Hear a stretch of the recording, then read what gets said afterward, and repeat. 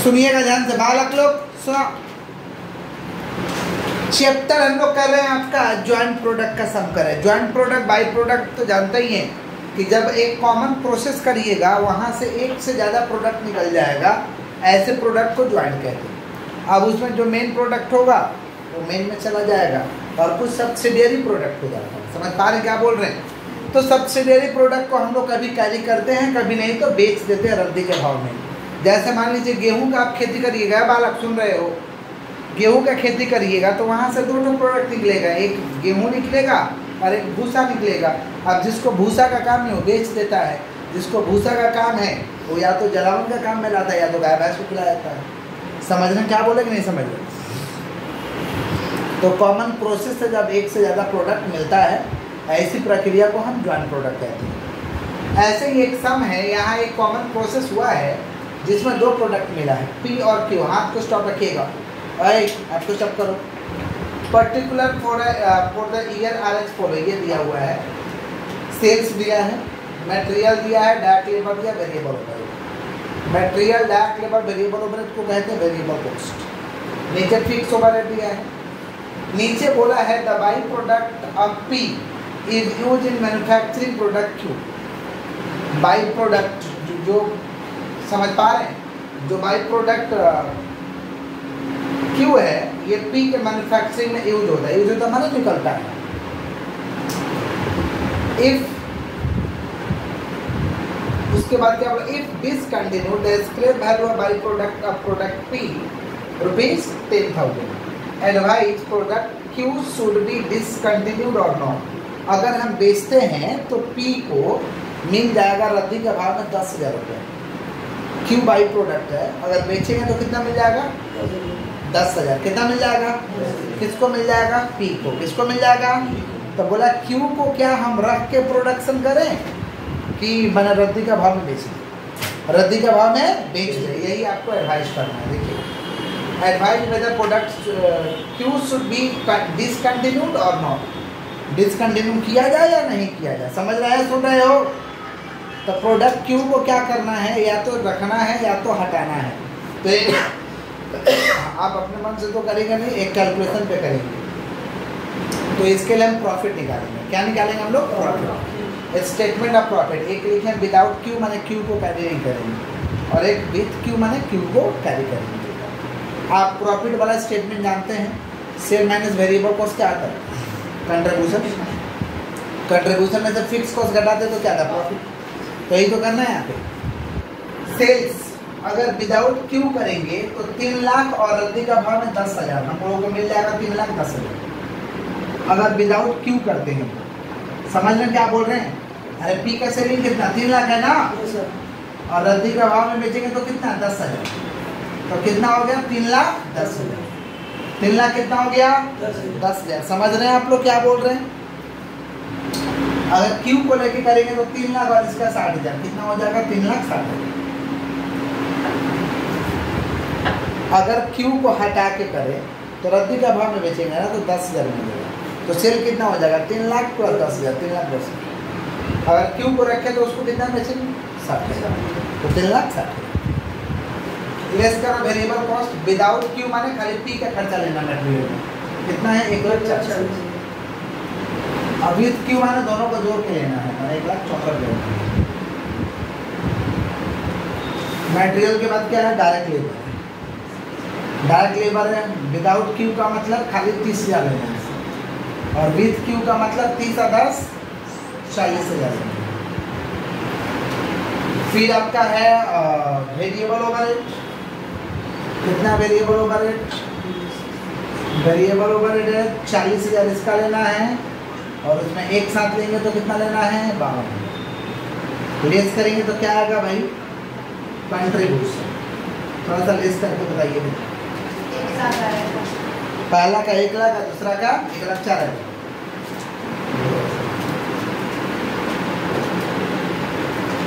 पहला का 1 लाख, दूसरा का 1,04,000। इसमें से लेस करेंगे फिक्स ओवरहेड। देखिए फिक्स ओवरहेड टोटल ही होता है सबके लिए, चाहे आप क्यू को रख के करिए, अच्छा है हटा के करिए। टोटल है 58,000। समझे? फिक्स ओवरहेड अलग अलग नहीं होता है। या कंफ्यूजन के लिए। फिक्स ओवरहेड सबके लिए बराबर होगा, चाहे आप P को Q को रखें और चाहे हटा दें, खर्चा आपको उतना ही लगेगा। फिर पेड करिए, लेस करिए, कितना आ रहा है? 42,000। अच्छा, किसका प्रॉफिट ज़्यादा हो रहा? विदाउट Q के विद Q। तो क्या किया जाए आप ही लोग बताइए। Q को रखने से तो फायदा ज़्यादा हो रहा, तो क्या करना चाहिए? रखना चाहिए, समझे? तो नीचे कमेंट में लिख देंगे product Q should be continued because higher profit generate rupees 4,000, higher profit generate rupees 4,000। तो नीचे कमेंट लिख देंगे। कोई दिक्कत है क्या? कोई दिक्कत है? नीचे लिखिएगा, कमेंट जगह नहीं है तो हम यहाँ लिख दे रहे हैं, राइट तो करना है। तो लिख देंगे product Q should be continued, should be continued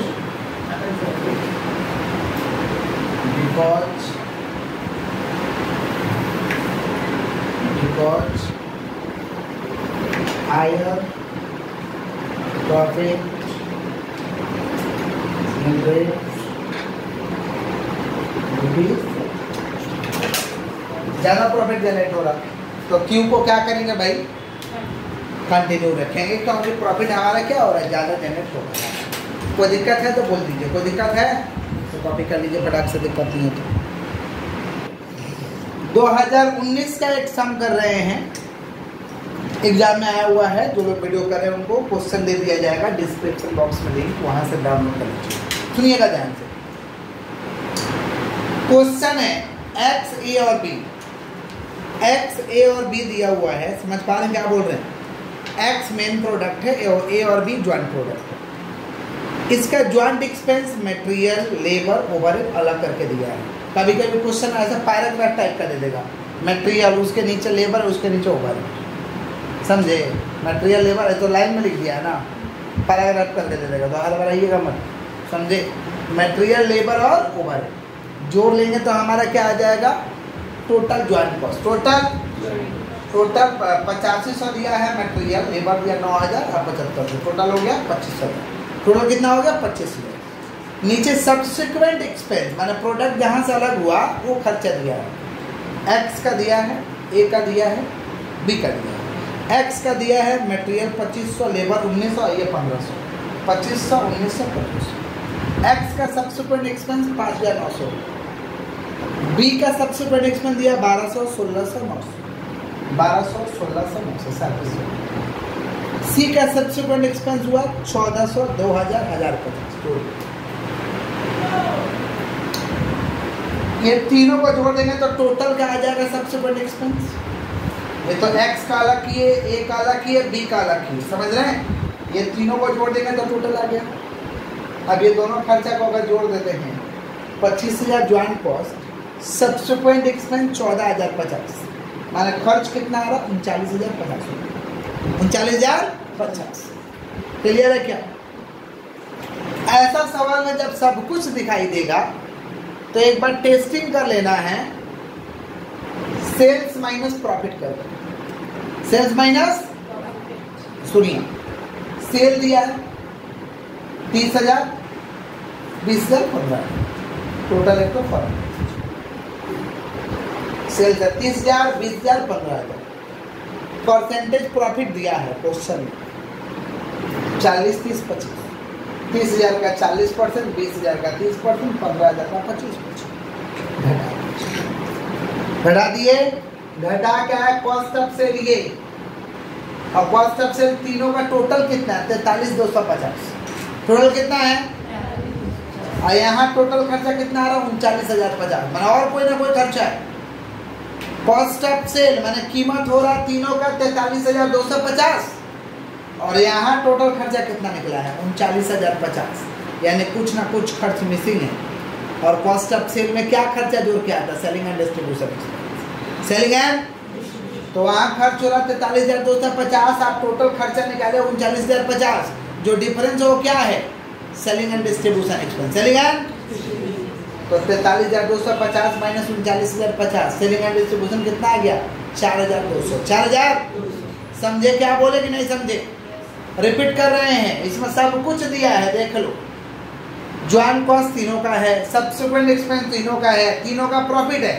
पहले का सवाल हम लोग करते थे तो 2 का प्रॉफिट होता था, 1 का मिसिंग होता था, सेलिंग एंड डिस्ट्रीब्यूशन दिया होता था, लेकिन इसमें सेलिंग एंड डिस्ट्रीब्यूशन नहीं दिया है, समझे?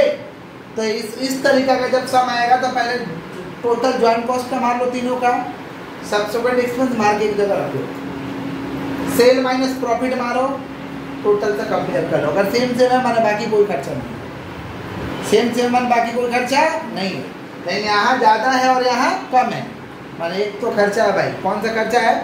Selling and distribution. Selling and distribution expense 4200।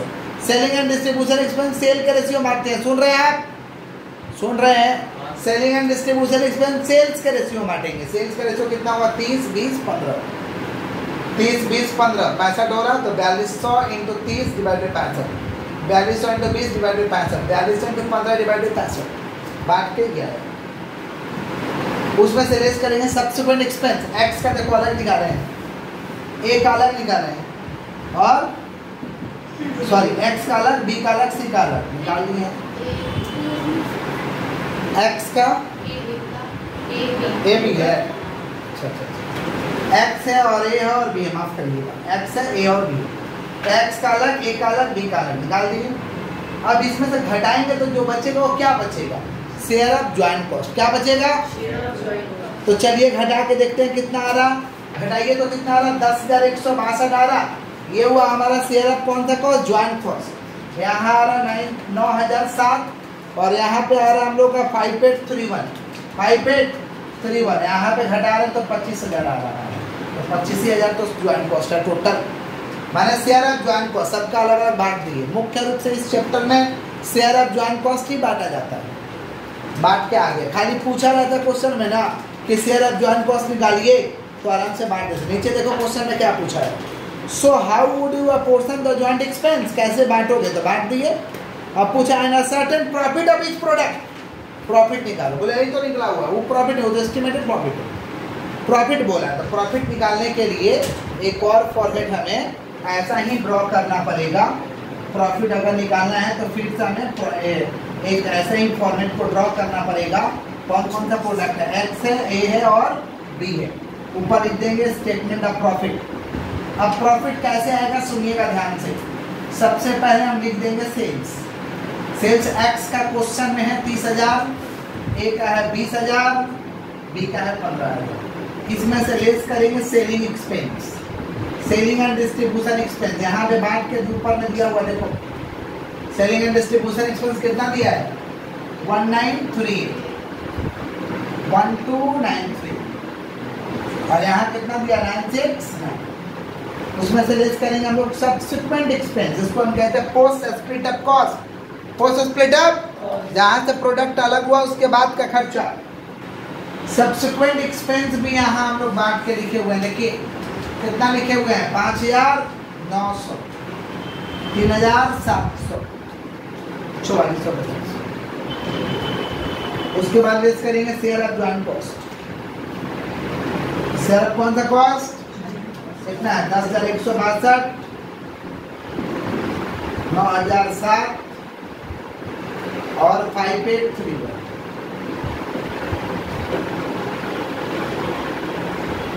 Less कर देंगे, जो बचेगा वो क्या बचेगा? प्रॉफिट। जो बचेगा वो क्या बचेगा भाई? प्रॉफिट। कितना घटा क्या आ रहा है देखो तो 12,000, 6,750 आ रहा है क्या? घटा के देखो तो 12,000, 6,750 कितना ही?